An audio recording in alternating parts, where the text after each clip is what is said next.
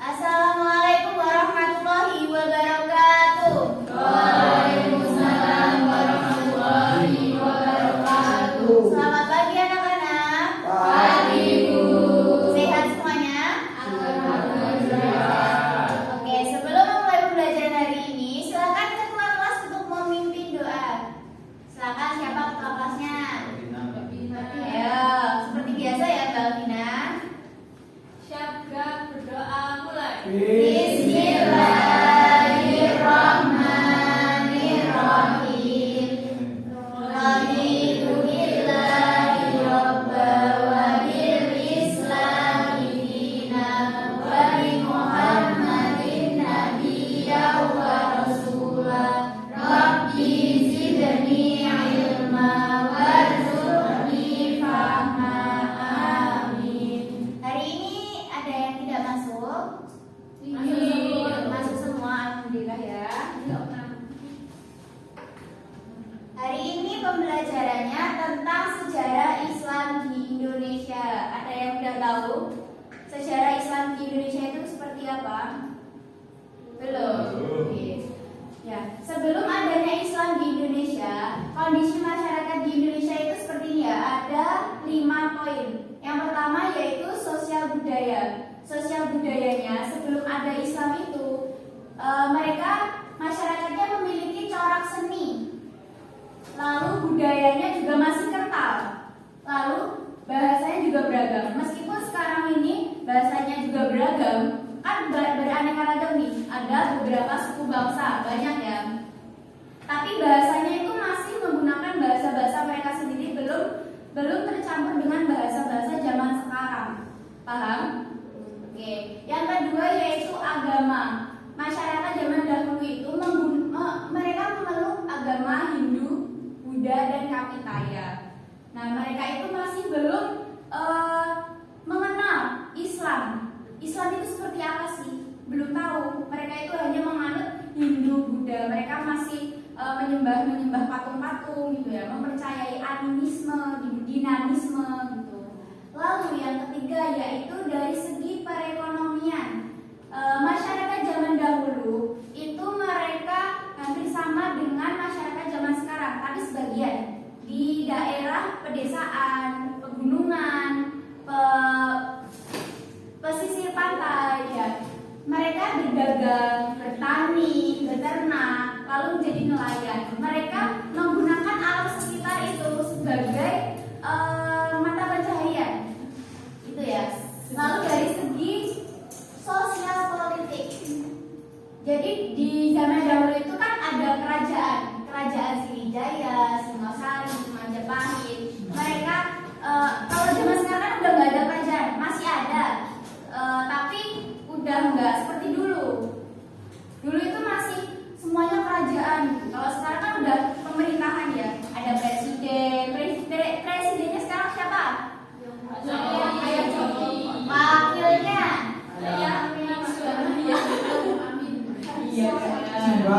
Simba. Soalnya sudah tua ya. Lalu yang kelima yaitu dari segi suku bangsa. Tadi ibu sudah menjelaskan ya kalau di Indonesia itu ada banyak sekali suku-suku. Di pedalaman juga ada. Suku apa yang ada di pedalaman?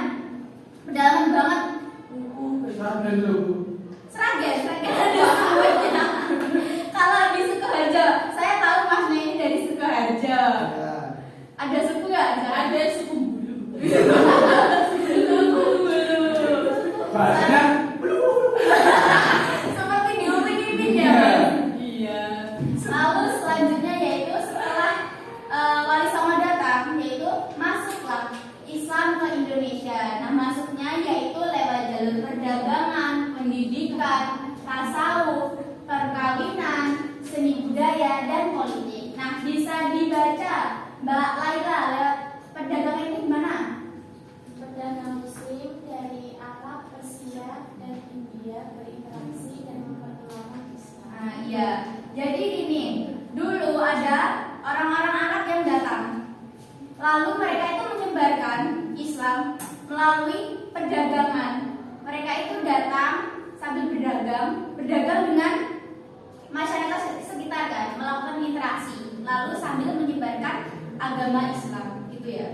Lalu yang kedua, perkawinan, Mbak Jessica.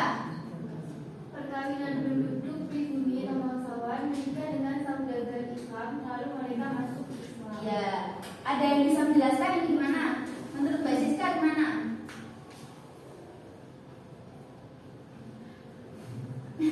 Pribuminya menikah dengan para bangsawan. Kan bangsa gimana Bang? Kan pribuminya ya, pribuminya itu kan masih menganut agama-agama zaman dahulu. Nah mereka itu kenal sama orang luar dari Arab. Nah dari Arab, mereka kan udah Islam, terus kenal, mereka menikah, jatuh cinta, terus menikah. Mereka itu udah otomatis masuk ke Islam, diajak masuk Islam. Lalu yang ketiga yaitu dari pendidikan, silakan dibaca, nggak salah. Pendidikan Wali Songo mendirikan pesantren sebagai proses penyebaran agama. Ya, contohnya Sunan Ampel mendirikan pesantren di daerah Ampel. ya Jawa Timur ya. Ya benar. Lalu yang keempat yaitu dari segi seni budaya, Mbak Viva gimana? Kelihatan Wali nggak? Songo menyebarkan Islam melalui kesenian wayang. Benar.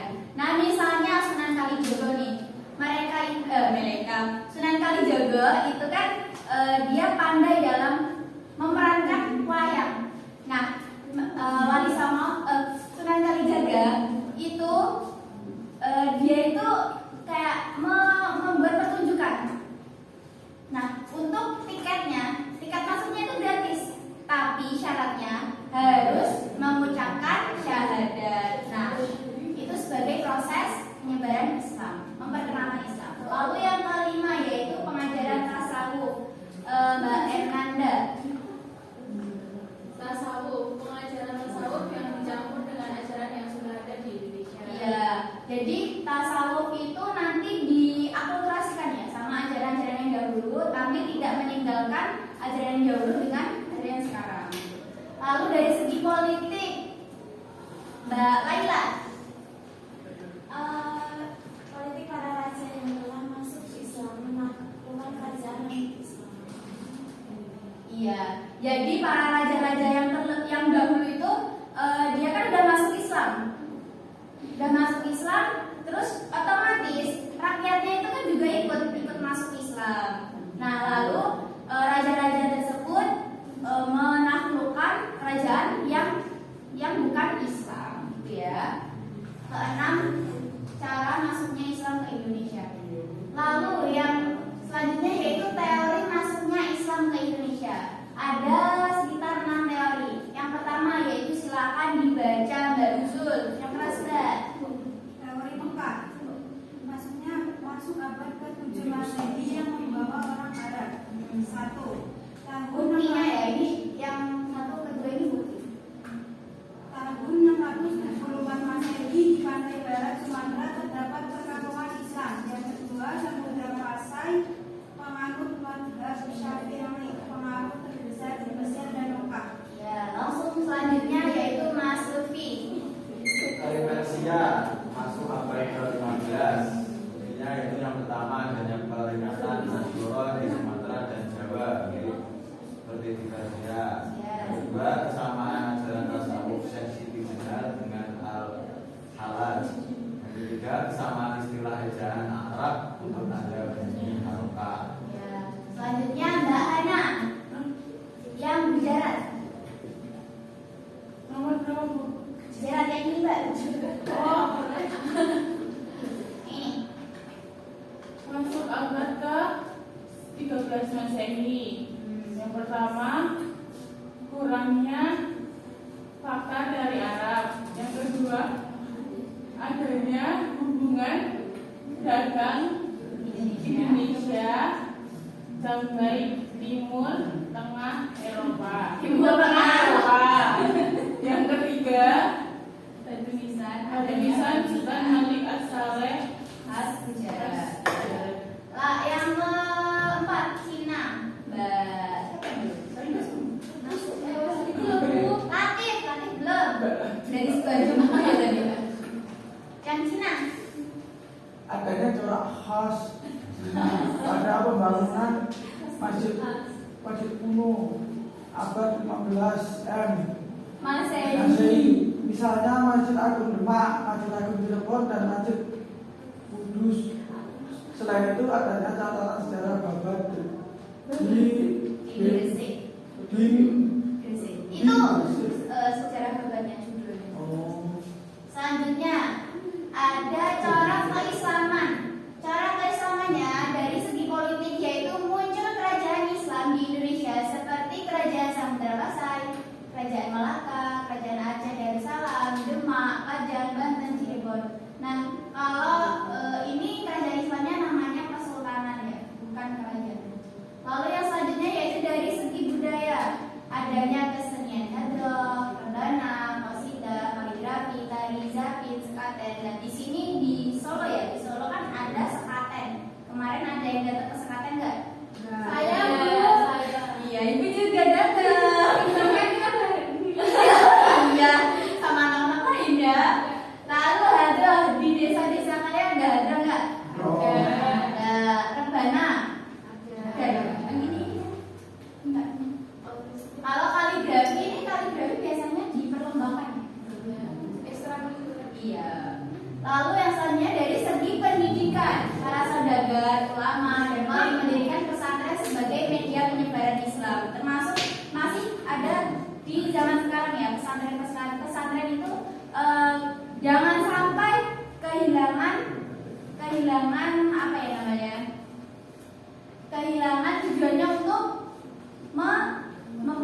memperluas ajaran Islam gitu ya, supaya Islam itu tidak tenggelam oleh zaman. Nanti kalau ditelan zaman jadinya kiamat. Ya.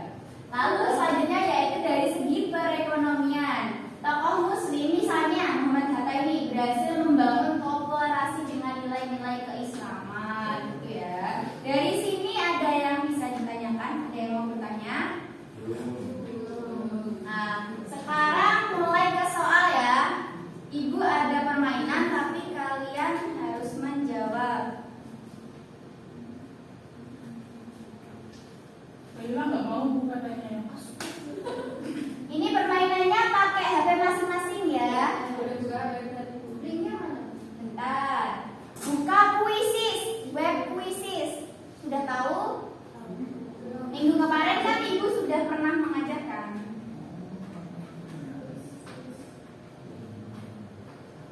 sudah kodenya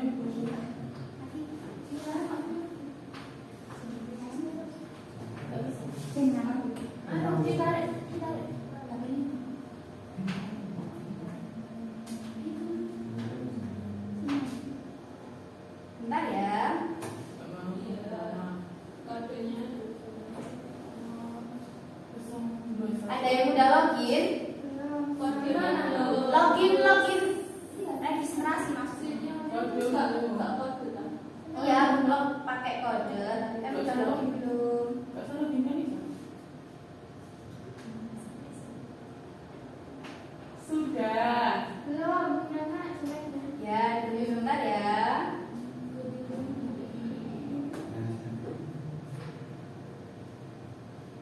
Ya Allah.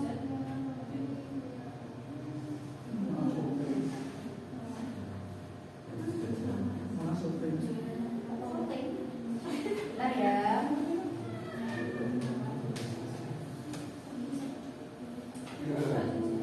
Kodenya silakan ditulis. 5 sebentar tapi aneh kok Lelai buset. ya, tunggu. 5 2 7 5 0 2. Mau diulangi? sebentar Bu. Ya, Masuk, Bu. Masuk boleh, tapi sebentar. 5 5 2 7 5 0 2. Dua tangannya. Udah semua? belum tadi Bu. 5, 2, 7, 5, 2. 5 2 7 5 0 2. Mulai. Nah.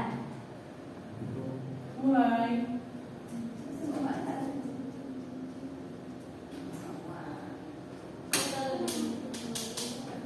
Nah. Wis mulai di mana? Wes. Ngapa? Apa? Yuk. Maksudnya begini.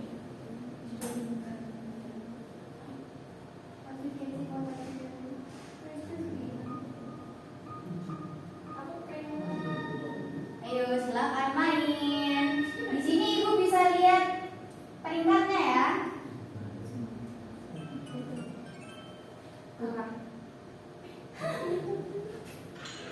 Jamet. Ya Allah, ini siapa yang namanya Jamet? Saya. Astagfirullah. Nanti yang 2 peringkat ke atas ibu kasih hadiah, tapi harus ke ruangan ibu terlebih dahulu untuk mengambil hadiahnya. Ayo anak-anak. Udah sampai nomor berapa? Ayo coba mulai bu. Ya Allah baru mulai. Jangan dulu. Bisa? Mandi lumpur, Bu. Ada soal mandi lumpur ya? Ora suka, Bre. Main slot.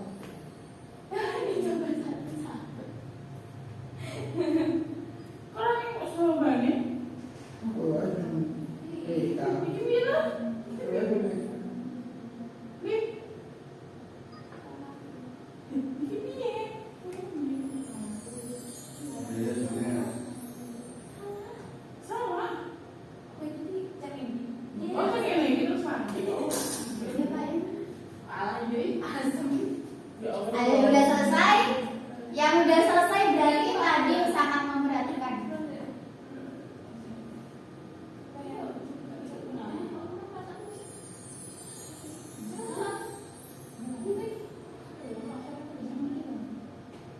Aku tak semua saudara, Pak, ya.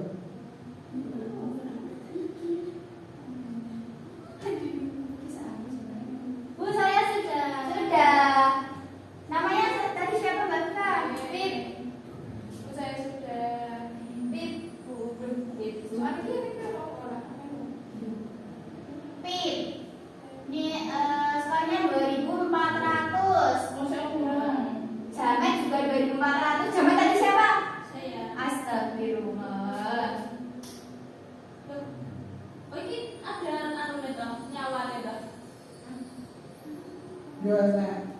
Saya sudah Bu. Namanya siapa? Saya Susi. sudah. Hah? Belum pulang. Cantik. Saya 1200. Di sini ada Jessica tapi kok enggak ada. Itu tadi Bu. Saya berapa? Saya sudah, Bu. Ini maksudnya Ya, turun aku. Hana, Hana bila Hana. saya sudah ada. Istrinya Remal Hadi ya. Ya Allah, 600. Ini Mbak ya halu terus ya. Saya mana? Saya Erga 1200. Yang tertinggi 2 tertinggi nanti ibu kasih hadiah tapi di kantor ibu. Ya, sudah selesai. saya sudah, Bu. Namanya SS 1200. Sudah semua? Ya. Sudah. Sudah. Yang selesai, saya sudah, Bu. Sudah. Ya, peringkat 2. Lihat dulu dia. Saya yang SSS dulu, Bu. SS itu punya sawah ya.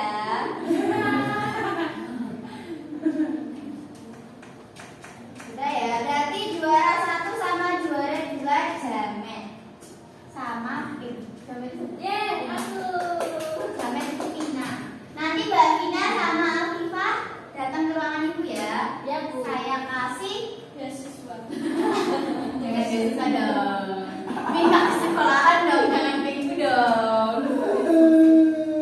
Oke, dari pembelajaran yang tadi ada yang masih bingung? Bisa dipahami semuanya ya? Tahu. Ya. Oke, kita tutup pembelajaran hari ini. Semoga minggu depan kalian nggak lupa ya, karena minggu depan kan ada UAS. Materi hari ini ibu masukkan ke UAS. Ingat lagi ya. Silahkan ketua kelas memimpin Bismillahirrahmanirrahim. Subhanallah.